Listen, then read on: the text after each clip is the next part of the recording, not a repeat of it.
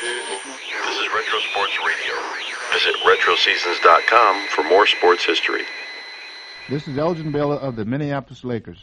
In a few moments, I'll tell you about my greatest sports thrill.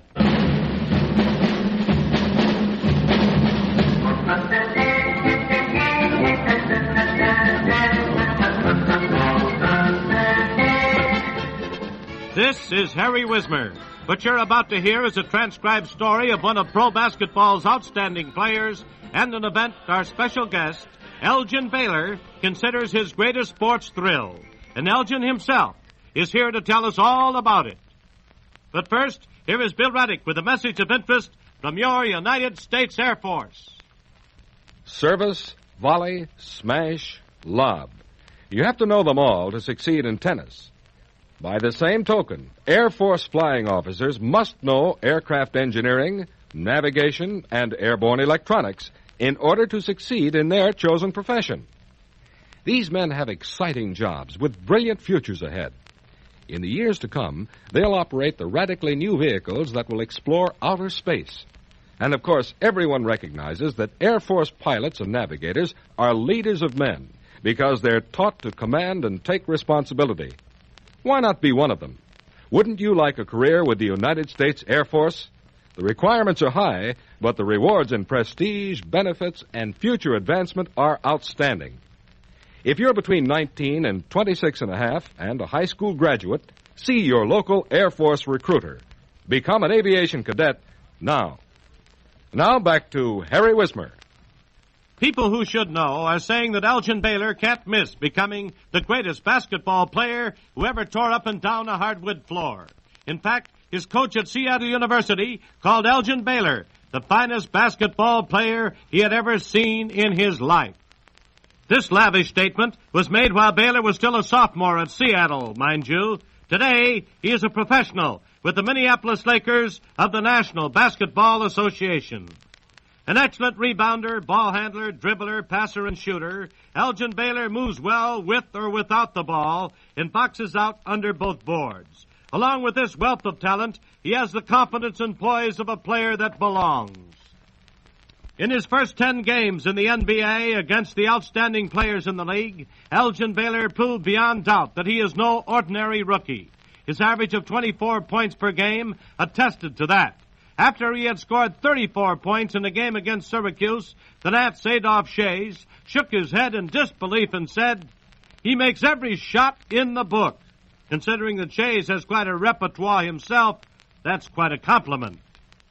Standing 6'6", weighing 225 pounds, and being able to move with the effortless grace and precision of a well-oiled piece of machinery, Elgin Baylor likes to take a jump shot from the outside.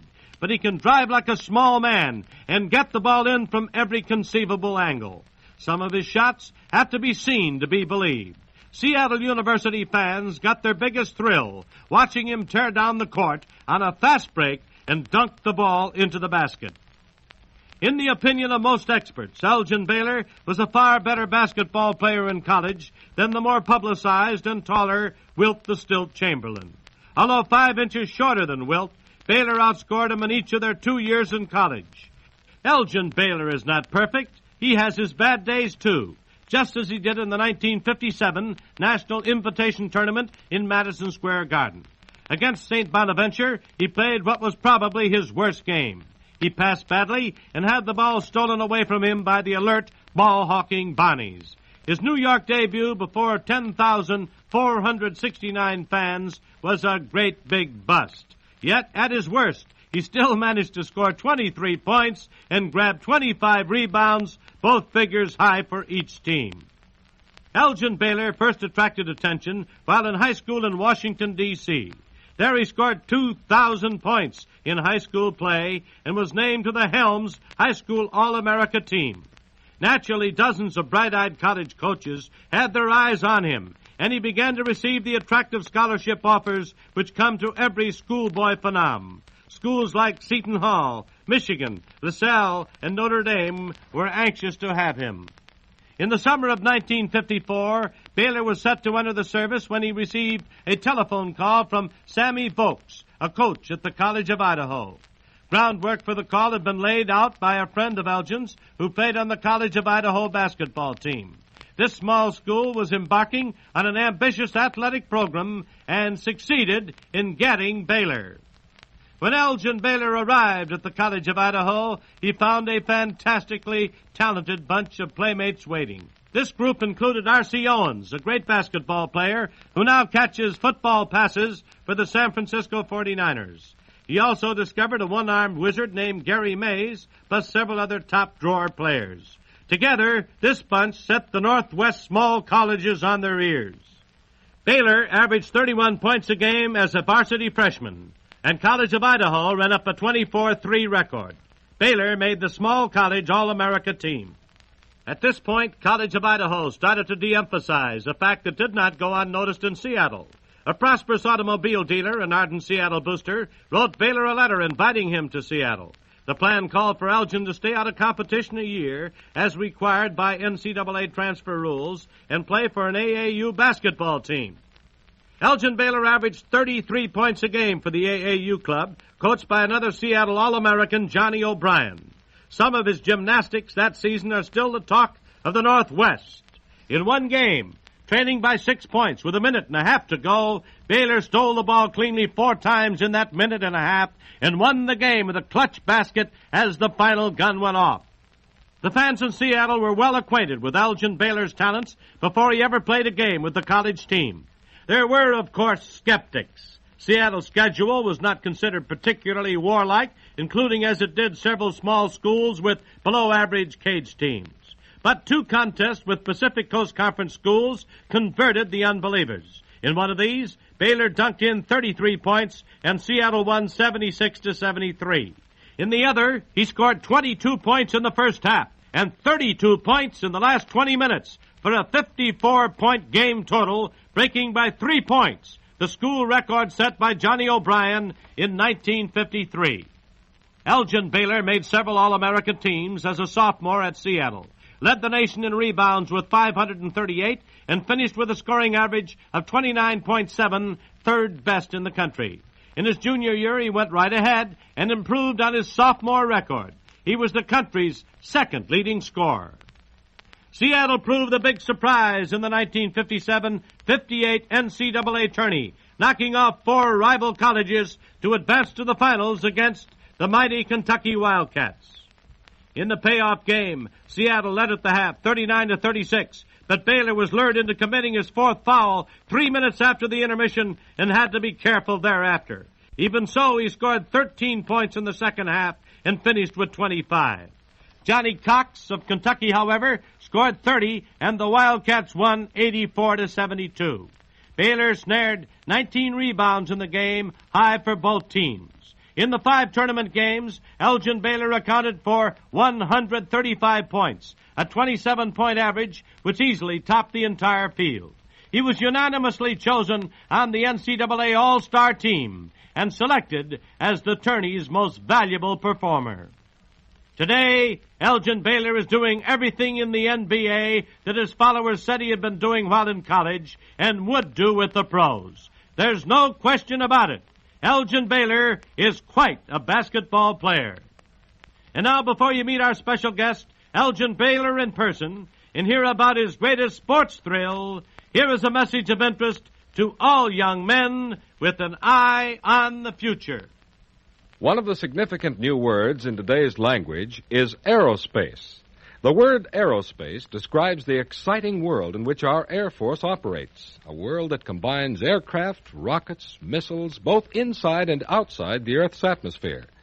And, of course, the key man in all aerospace travel is the pilot, the U.S. Air Force officer who operates these advanced aircraft and space vehicles. Today's pilots are given priceless training by the world's finest instructors. They learn airborne electronics, engineering, plus administration and physical training. If you'd like to apply for membership in the select company of Air Force pilots, check these qualifications. Are you a graduate of an accredited high school, single, and between 19 and 26 and a half? If so, contact your local Air Force recruiter and start on your way to a bright, exciting, rewarding future as a U.S. Air Force pilot. Now back to Harry Wismer. Elgin Baylor, what was your greatest sports thrill? Well, Harry, I think my greatest sports thrill was when I was in college at Seattle University. It was the year of 1957 and 58 NCAA Far Western Regionals. CLU was playing the University of San Francisco, and fortunate for us, we won the game. And by winning the NCAA Regionals, it was the first time in the history of the school that CLU has ever advanced that far and to win an NCAA Regionals. And Harry, I think that was my greatest thrill. Elgin, what is the big difference you noticed in making the jump from college to professional ball? Well, Harry, it's a big jump. Fellas are larger, and it's tough offensively and defensively. And you find that you have to condition yourself more. The shooting is much better, and the defense.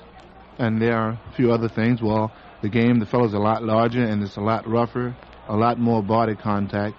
Then you find great shooters and scorers like Shays, Adolph Shays, that is, Bill Russell, Bob Cousins, and other greats. And I think it's quite a jump. Is there one game in your college career you wish you could play over it again if you could? Yes, I think the year of 1957-1958, the NCAA championship game we played at Seattle University against the University of Kentucky. It was a wonderful game. The fellas played well. We lost the game. Well, it's such a hard game to lose that I think the rest of the fellas on the team feel the same way as I do. In addition to that, well, Kentucky had a very good team, well-balanced team, and was well-coached. And I think, well, we got off to a bad start. And near the end of the game, we played pretty well. So if there is a game I would like to play of it, it would be that one. Elgin, thinking back to the first game you ever played as a pro, how'd you feel just before the first whistle? Well, Harry, before the regular season started, we had quite a few exhibition games against the St. Louis Hawks and the Detroit Pistons. And that sort of loosened us up a little and gotten us used to playing with the professionals. And I would say I felt as if I did when I was playing college ball. I was just relaxed. Elgin, what is the big difference in the conditioning program between the colleges and the pros? Well, I think the big difference is the practice. We practice twice a day. That is at 10 o'clock in the morning and 2:30 in the afternoon. And then at practice, in the afternoon practice, well, the coach stressed more on defense. And we work hard on defense. And in college, well, we work more on offense. And of course, with the 24-second rule being in the professional ranks, conditioning would be stressed more, the leg condition of getting yourself in shape so you'd be able to run the entire game. And there are 48 minutes instead of 40 minutes in the game. And I think that is about the biggest difference. What is the funniest thing that ever happened to you on the court, either as a collegian or a pro? Well, Harry, the funniest thing that happened to me since I've been watching basketball, it was in the year of 1955. I was playing with an AAU team in the state of Washington. I was over at the practice at Seattle University. The varsity team was practicing. Well, the offensive team had the ball, and I think the fellow who had the ball was Calix Barr. He was the top scorer for Seattle University, and the defender was on him. And Calix was making an attempt to pass the ball. The defender deflected the ball, and the ball bounced off his head and went into the basket. And I think that is about the funniest play I've seen in basketball. Thank you very much, Elgin Baylor of the Minneapolis Lakers, one of pro basketball's outstanding players.